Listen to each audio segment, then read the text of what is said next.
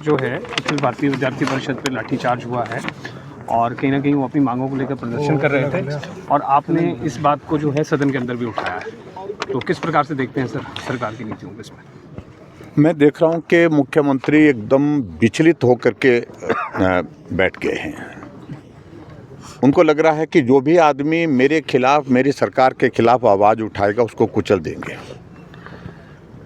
आज की स्थिति ऐसी है कि हिमाचल प्रदेश में दर्जनों लोगों के खिलाफ रोजाना एफआईआर दर्ज होती है, क्योंकि सरकार का किसी कार्यक्रम का विरोध किया, सरकार के खिलाफ कोई बात की तो उनके खिलाफ मामले दर्ज हो रहे हैं।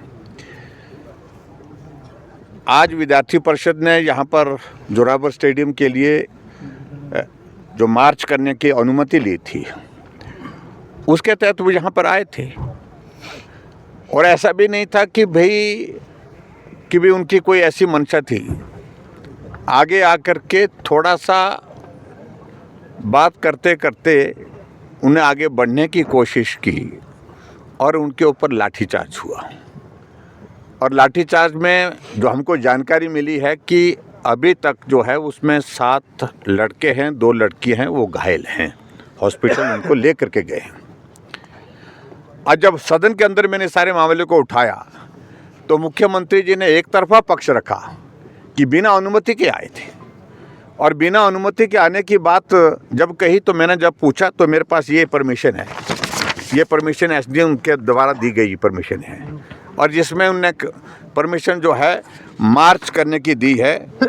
ये टैक्सी ग्राउंड जो है फतेहपुर टैक्सी ग्राउंड से जोरावर स्टेडियम तक, और उसी की इसी परमिशन के तहत वो यहाँ पर आए। और किस तरह की परमिशन उनको चाहिए थी?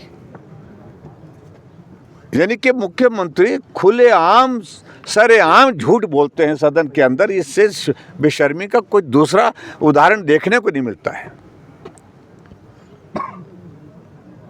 और लाठीचार्ज हुआ, लाठीचार्ज में बच्चे घायल हुए हैं, हमने निंदा की है।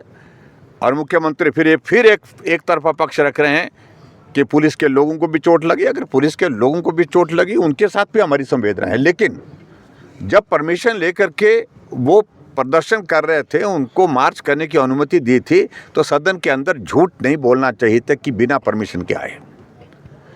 और दूसरी बात, लॉ एंड ऑर्डर मेंटेन करने की जिम्मेवारी सरकार की है।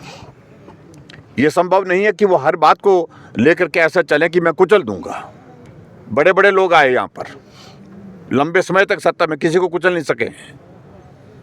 और उसके बाद यही नहीं रुके, मुख्यमंत्री आगे बढ़ करके और बात कही कि कल भारतीय जनता पार्टी का प्रदर्शन है। मुझे कहने लगे कि हमने आपके कहने पर अनुमति दी है, अगर आपने प्रदर्शन इस प्रकार का करना है तो मैं अनुमति को रद्द करूंगा। हमें भी धमकी दे रहे हैं।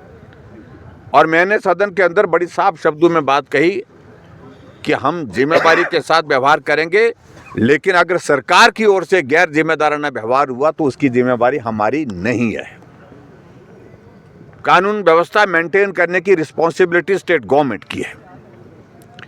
और उसके बाद हमने ये बात भी अंदर कही है कि अगर आप धमकी दे करके परमिशन को रद्द करने की कोशिश करेंगे, आप रद्द करके देखिए, हमको जो उसके बाद जहां धरना देना होगा, जहां प्रदर्शन करना हो, हम अपने हिसाब से करेंगे।